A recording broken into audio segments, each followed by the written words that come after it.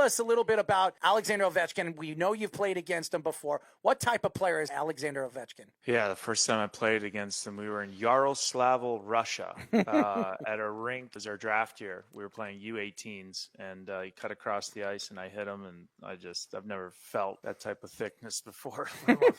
Just getting my wind knocked out. But he's always been pretty amazing, from that goal that he scored off his back in Arizona, and just the shot, the weapon, the strength.